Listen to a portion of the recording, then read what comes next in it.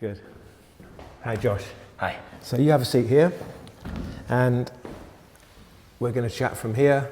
That's the student group who are going to be watching me, and you can't do anything wrong today anyway. They're going to examine me. The focus is on my particular style and way of teaching, and you're here just to hopefully experience the Alexander technique for the first time and have a good experience. Awesome. Anything that bothers, any aches, pains, anything that you bring into the room that might be relevant for me as an Alexander teacher? Left side of my body. About a year and a half ago, I got into a moped electric bike accident in a third world country and didn't really get any treatment. So my hips are out of alignment, and it has caused like the entire left side of my body to be weaker, and the right side having to compensate for it. Got you. So right side is very strong, left side is having some pains, especially like in my neck and my chest area. Yeah. And then, just like a lack of strength on the left side and then overcompensation on the right. Understood. And how does it manifest? Does it create discomfort? It does. Daily? All the time. All the time. So right now, what do you sense? What's uncomfortable? Right here in the hinge of my jaw. Right. Like where one of the tendons from my neck attaches to my collarbone. Got you. And then my left shoulder blade, and then maybe like the top of my shoulder. So that's quite... and right here in these fingers. fingers. It goes all the way down the arm into the fingers. Oh yeah, it's like... all the way through. I actually feel it in my left big toe. Okay, all right. It's weird. It'd be interesting to see how the Alexander technique, the process, can unravel some of those patterns. As you say, the compensations and the adaptations. We'll see where we go. Do you know what I'm going to do? I'm going to guide you with my hands and move you around. You're going to sit and stand, and then we're going to do some table work. I have no idea what you're going to do. So I'm open. Ready. You're open. What do you know about the technique? Absolutely nothing. I told Luca, because he's the one who invited me to this, that I'm like a ball of clay. Fantastic. With no shape to it. Literally like moldable. So no expectations, no anticipations. Nothing. That's the best way to be. I am excited though. Good. Okay, so what's going to happen is you're going to start standing, and I will move this out of the way, and you're going to look out of the window and put your feet a little wider apart for now. That'll make life a little bit easier. And I'm going to work. Working means I'm going to move you. Okay. I'm going to move you around. I might move a head, might move an arm, I might move you around. Do simple everyday movements, and then I might ask you to do a movement like sitting, standing. Okay? And if anything doesn't feel right or feels a bit strange, feels more uncomfortable in the area you were talking about before, or even better, if it changes, just let me know. It'll be interesting feedback for me. Yeah? What do you do for a profession? So I've been in sales for a little over a year now. Mm-hmm. And I studied engineering and then found that wasn't something that I enjoyed. Yeah. I was good at it, but I didn't enjoy it. So I got into sales, and I actually do enjoy it because I love talking and connecting with people. Yeah. And so I'm quite good at sales. And it's given me an opportunity to have the financial freedom to do what I really want to do. Sounds good. Okay, so I'm going to move you again here, and then here, and then over here. Yeah. It's a little bit of a stretch. A little bit of a stretch on the left. Like right here. Got you. Are you okay with that for a little while? Mm-hmm. Now I'm going to move you a bit further down. Mm-hmm.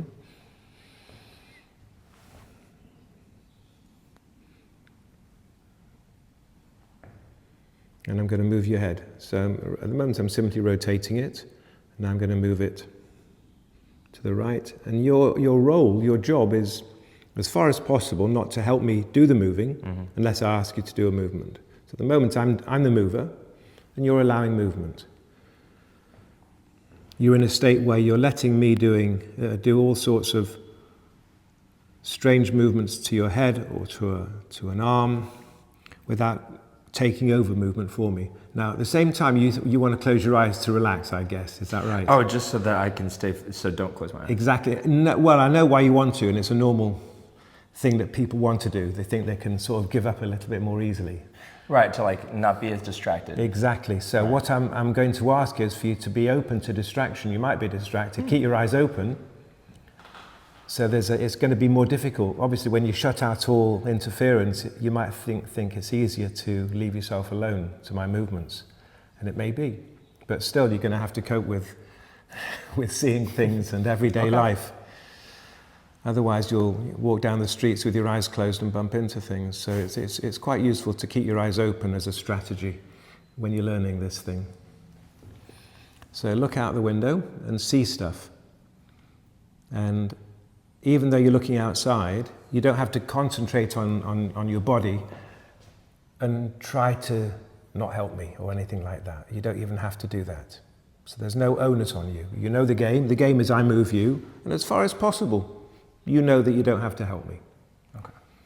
And if you do end up helping me, that's fine too. Nothing terrible will happen. And it's my job to help you, not help me. That's the idea. My job is to help you, not help me, and it's my responsibility. I'm going to move your head here. And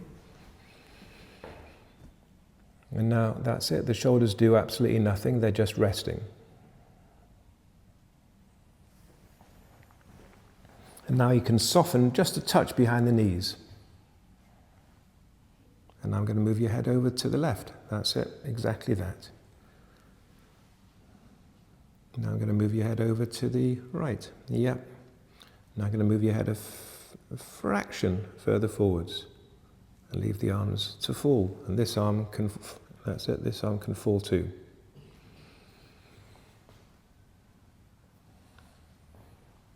Okay, now it gets a bit more complicated. Without changing the neck or your shoulders, I want you to take your hips backwards and bend the knees as you go towards the stool. Drop the face a little bit. That'll do. All the way to the stool till you reach it. Yep. Fine. And now I want you to stand up again. And then I want you to bend the knees again. All the way. And I'm going to move you back. I'm going to move you forwards. I'm going to move you back. So at the moment you can see I'm doing the moving unless you stand up or sit down. Does that make sense? I'm moving you forwards. I'm moving you backwards. And I'm moving your head. And you're not doing any of those things at all. So you're in a rather bizarre condition of letting me do all these movements without taking over. I'm moving you forwards. I'm moving you backwards.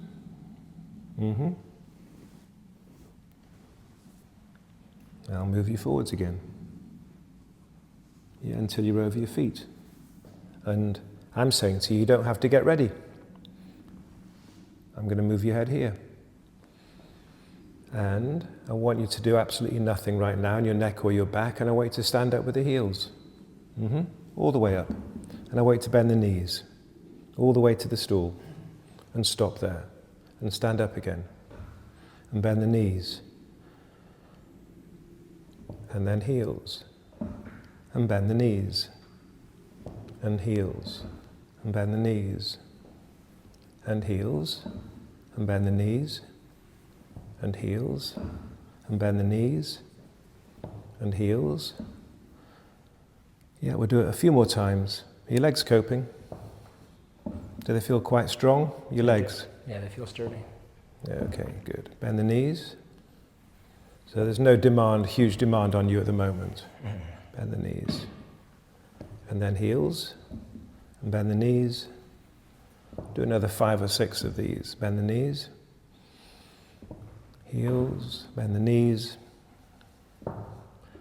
So now I'm going to ask you a question while you're doing these funny movements. What's going on in your neck and back as you're doing these movements in and out of a chair? Bend the knees. I feel myself relaxing. That's interesting. Where do you feel you're relaxing? Bend the knees. In like the mid to left side of my back. Yep. But I'm finding the symmetry is off. Like I'm very aware of symmetry in my body. Yes, I know my right hand is on the side of my leg and my left hand is over my left leg. Yep, that's right. So I'm not symmetrical. Nope. Heels. Bend the knees. So there's a relaxation along with a sense that you're not overly symmetrical. Bend the knees. Okay, that's it. And then bend the knees. Bend the knees. Heels. And bend the knees. Bend the knees. Yeah. Knees. Heels. That's it. And don't change anything yet. That's fine. Stand up again and wait there.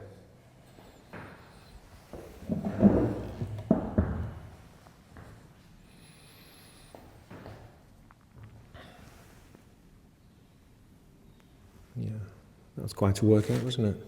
Let me move your head again. Now I'm going to move your head over to the right shoulder. And now the head over to the left shoulder. Yeah. How do you feel generally inside yourself? Your general condition? I feel very good. Which means, well, as in very good compared to when you walk through the door. Yeah, actually I feel What's like the big difference? a better flow of energy. Flow of energy. Like usually my torso is nice and warm and then my hands and my feet are cold. Yeah, and what is it now? I feel a good flow throughout my whole Generally, body. right. Like my hands and feet are not cold. Yeah. So more circulation generally throughout the whole of the organism. Yeah. Yeah.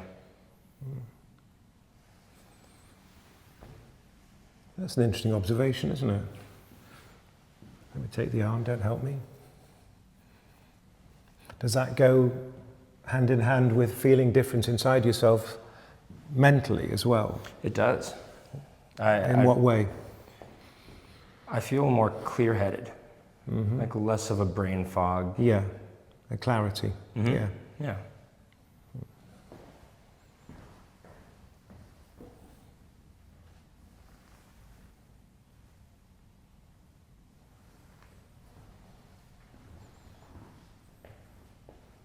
Okay. Like I was kind of tired before coming in here because I've been getting not the best sleep the last few days. Yeah. Because I've been sleeping with a cat and I didn't realize I have mild allergies to a cat, so it's been difficult to get good sleep. So coming in I was a little tired, but I do not feel tired at all. Right, so something has woken you up and given you more clarity. Yeah. Yeah. Without any caffeine. Okay, so the same thing now. I want you to do absolutely nothing up here, and then take the hips back and bend the knees until you reach the stool, all the way. And then wait there, and I'm going to take you backwards. That's fine too. I'm going to move you again.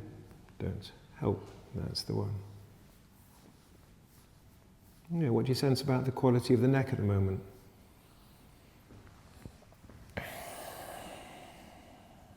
When I'm moving it.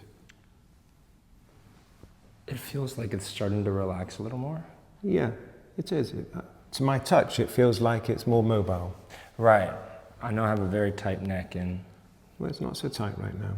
It's not. No. I'm more aware of this weird sensation in the left hinge of my jaw, though. The left side of the jaw? Yeah. Yeah. It's really weird. It's right in here at the hinge. And I'm not sure why, but it's more prominent now. So there's all sorts of sensations that happen when the body regulates itself or recovers or opens up, and you might get a sensation of warmth or flow like you're getting.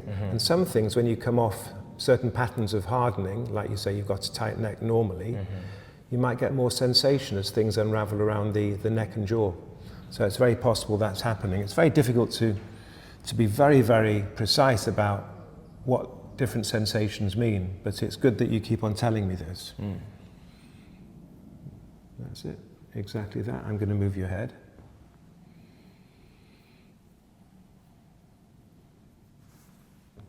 Yeah, that's fine, leave the body alone. So I don't care what shape you're in.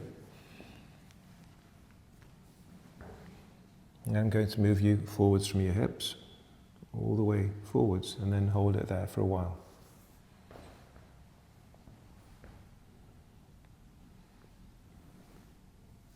All the time I'm really encouraging you not to hold the neck too tight, too rigid. I'm going to move you forwards. I'm encouraging you not to do very much in your neck. And I want you to now stand up with the heels again. Stand up. And now I want you to bend the knees until you reach the stool, and then stop there. And then heels again. And bend the knees. And heels. And bend the knees. And heels. And bend the knees. And heels. And bend the knees. And heels. And bend the knees again. And heels. And stop. Anything else about that way of moving that springs to mind? That's good. It's weird because I know that I'm looking to the left. Yeah. But it feels like it's balancing out my neck. Because when my neck is relaxed, I know that I lean to the right. And so looking, like having my neck this way, feels like it's attempting to balance the imbalance. Yeah. That makes a lot of sense. I think when things unravel and regulate, normalize, all sorts of these new balances will take place by themselves. Because you're not doing anything on purpose, are you? No. That's it. Now your head can be here, and now the head can be here, and now the head can be there. In fact, all these different positions are absolutely fine, but you're not stuck in any one of them. That's it, that's me. I'm going to move your head again.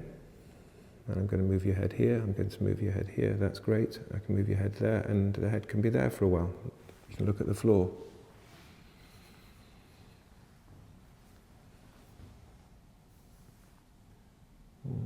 That's fine. And now I'm just rotating you on your ankles. That's also mobile. Nothing's fixing you. Now look straight ahead again.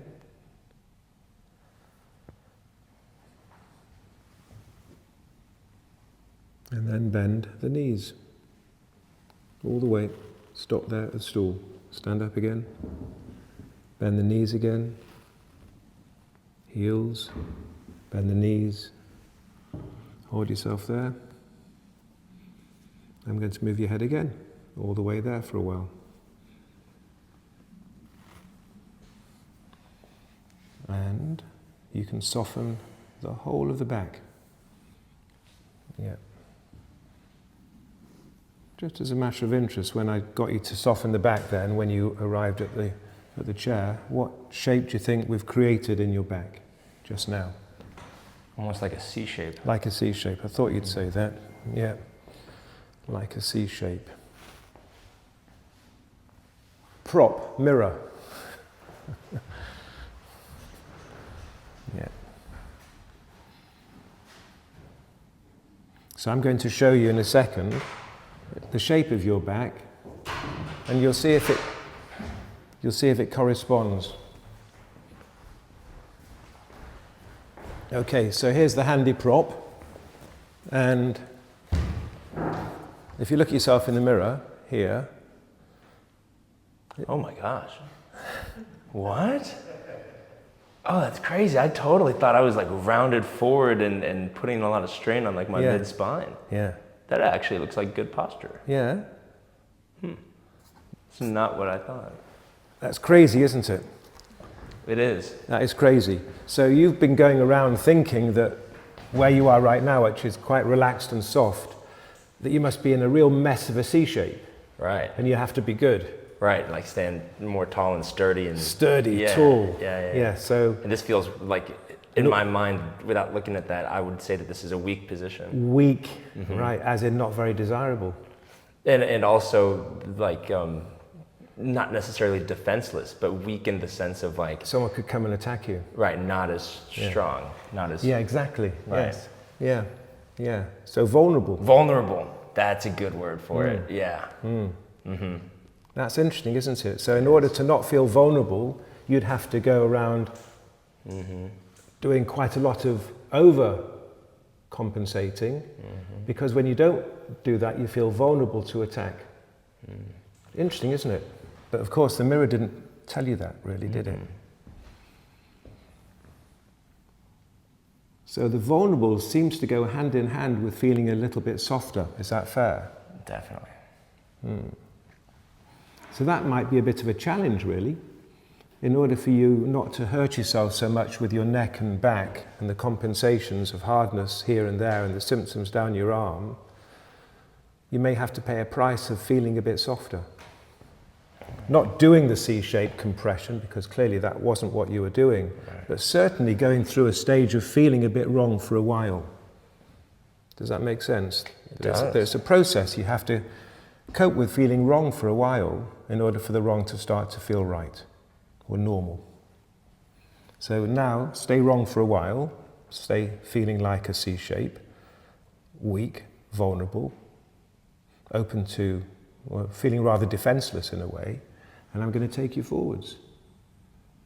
And then stop. Exactly.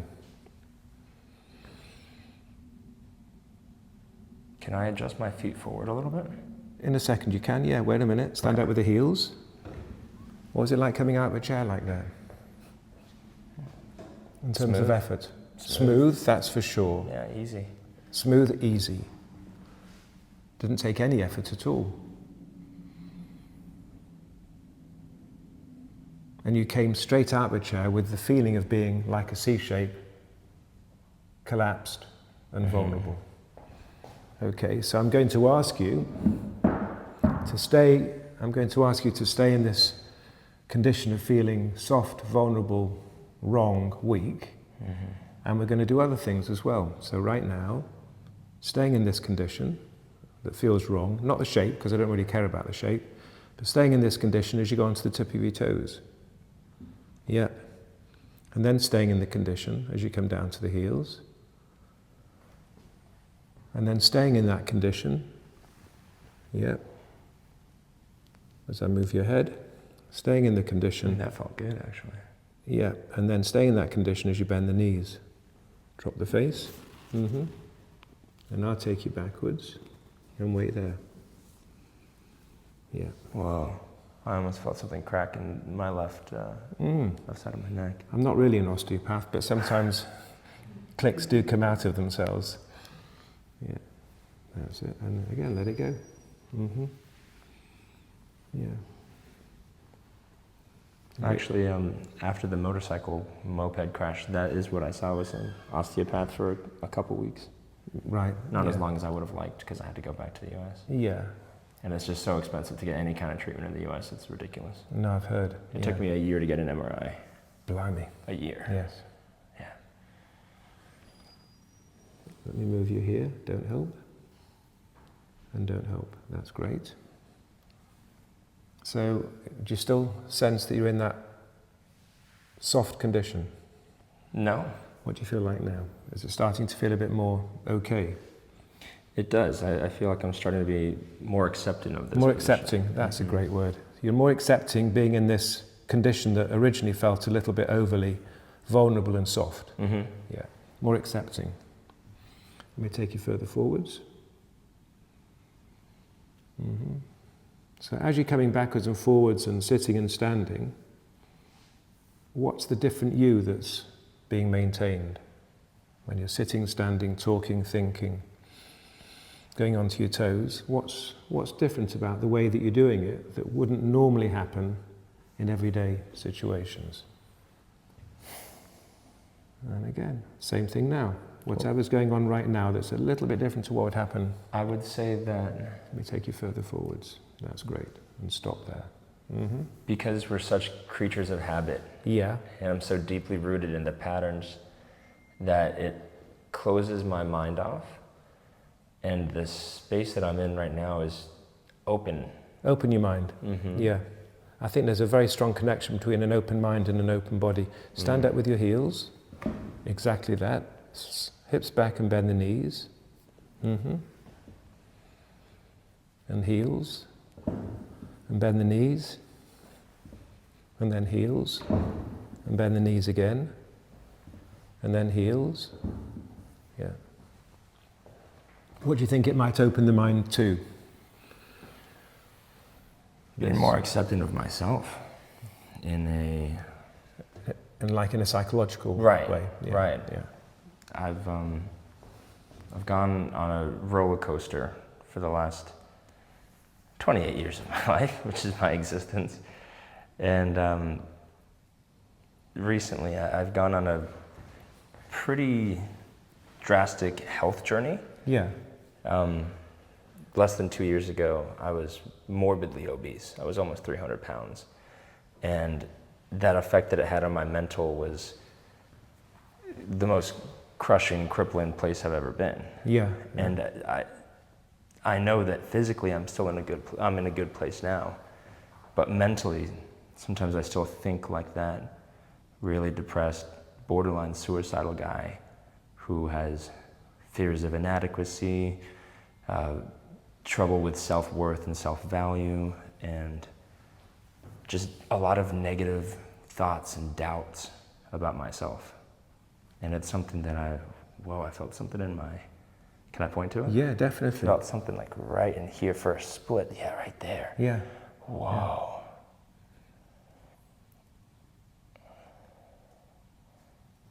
Yeah. It's like a sharp pain, but it's like coming in waves. And I feel it throbbing at the same time as something in my left big toe, throbbing like simultaneously. Isn't it interesting how these things are all interconnected? It's really weird. Especially when you were talking about those things, how there seems to be a reverberation on the body when you were talking about those very deep and honest and revealing feelings, that the body was participating in that conversation. I would agree.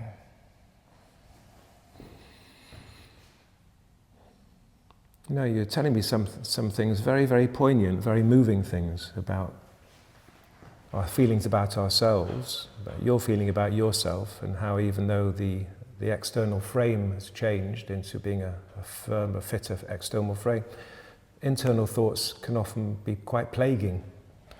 And, yes. the way that we respond to these internal thoughts and feelings about ourselves is often with patterns of rigidity. Patterns of? Rigidity. Rigidity. We hold ourselves together. We want to push thoughts out of the way. We want to feel a bit stronger. Because you used very important words like strong or vulnerable. And basically, the most important thing I think you said was when you seem to refer to self-acceptance as a portal, as a way through something. So accepting the softer, vulnerable parts of yourself rather than managing them with hardness and toughness. Yeah. And that seems to be a very healthy road for you in this journey that you're on.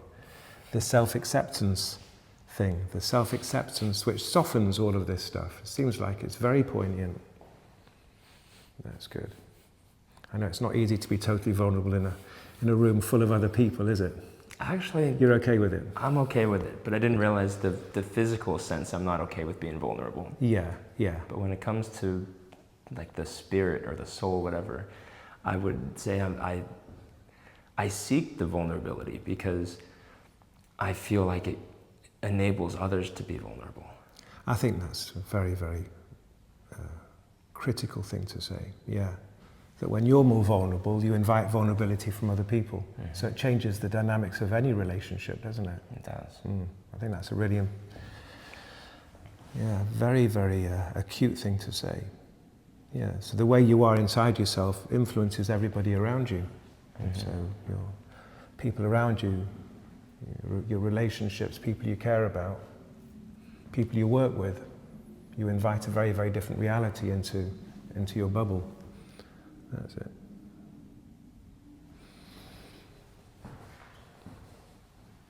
You okay to carry on for a while? Oh, please. You're right, okay. Good. So again, nothing in the neck, that's it. You're inviting yourself, really. You're self-inviting this quality of softness and vulnerability and self-acceptance. You're doing the work. And nothing here at all. That's it. And the arms, that's it. They're just free to go wherever they want to go. So one way of describing the whole of the Alexander technique would be self-acceptance, which is a mind-body construct. It's not just the mind, it's not just the body. It's this, as you've described beautifully, a very combined enterprise.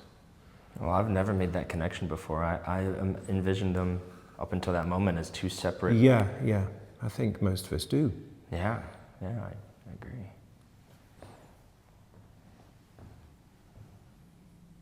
It's like the body is a reflection of the mind. I think that's it. The body is a reflection of the mind. Maybe the mind is a reflection of the body, and maybe we can go even further and say they're the same thing seen from two different angles, and there's many ways of describing the self, this mind-body self. Yeah.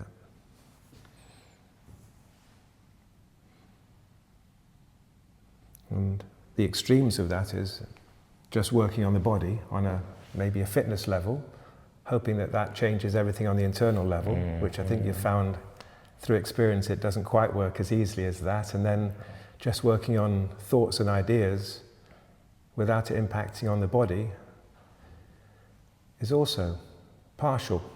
And what you're experiencing right now is the mind-body shifting. So that actually makes me, I have a thought of that, where when I wasn't in a good place, I was escaping a lot of my internal world with external substances that weren't good, but they would give me like immediate gratification of feeling good, drinking, smoking, video games, stuff like that. Exactly. Distractions, dopamine hits. Exactly. Of course. But now, what I've started to realize is that I'm using the gym as that dopamine hit. Correct. Of I'm not feeling good, I'm feeling inadequate, I'm doubting myself. I go to the gym, I lift heavy weights to escape those feelings and to almost try to convince myself that I am worth something. But it doesn't address the root of the problem, it's just treating the symptom of I'm not feeling good about myself, I'm gonna go to the gym, and I'm still escaping, I'm still running away.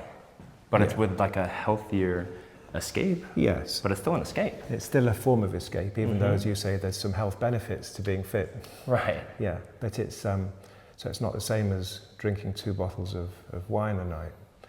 But I'm still running. But it's still running, exactly. Yeah. And it's still toxic, and probably toxic in the muscle groups, and it still can cause aches and pains and distortions, and it still can create imbalances. But yes, I think you're saying something really important, that we can use exercise, running. And I know a lot of runners who are running away from, not just running for pleasure, but running away from, and if they don't run, they don't get the hit. The endorphins rushing around, or whatever else they manufacture through running. And of course, weights will activate certain hormones and happy chemicals that may help you cope better with feelings of who you are. But as you say, it's maybe a temporary hit. And I find it very difficult to take a day off. Well, that's it, because then you'd be at a loose end, wouldn't you? Right. It's like you'd need the fix. That's a very normal response to anything that works, even if it's a temporary fix. That actually it becomes a bit of an addiction. Yeah. And I think gym or running or substances or behaviors or postural patterns can become addictions because they work. But then we need to keep on doing them in order to maintain that level of fix. But now maybe there's an opening for another fix, which doesn't just address the symptoms of feeling better in the moment, which is then quite compulsive, but maybe a fix where you feel okay with something even deeper that you call self-acceptance. And that's quite radical, which cuts through all of the other stuff. And then you don't need to dose yourself every day, because it's something that percolates and grows from within. That's it. That's fine. Yeah, I'm going to move your head again. Perfect.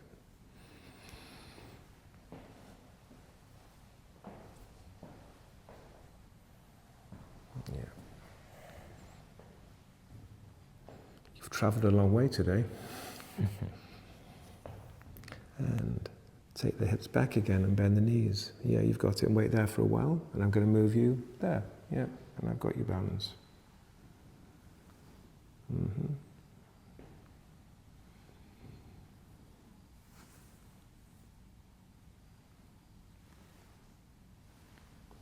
I'm going to move you further forwards. That's fine.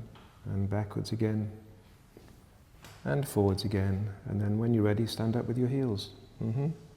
Exactly that. And then walk around with that quality. Yeah. Yeah, and then back. Good. Now quite quickly. Yeah. What's it like to walk like that? Look straight ahead. I feel taller. You probably are, actually. I think when some of the compressions and contractions have been softened, you actually do lengthen. There is, definitely. Yeah, I think there's truth in that. I think you are physically taller, as well as you'll feel lighter, which is another experience of taller, that there'll be something energetically lifting you. So there's a tallness in sensation, but there's probably also a real tallness in terms of your length. Yeah. But without effort. Right. Because you're not doing that one right now, are you? No, it feels easy. So if I said to you hello like this, is that a different way of saying hi? Oh, wow. It is. Yeah, what? I feel a firmer handshake from my hand. I Yeah. feel like I can Yeah, give you a better handshake. You can. And what else is different about the handshake? I'm smiling.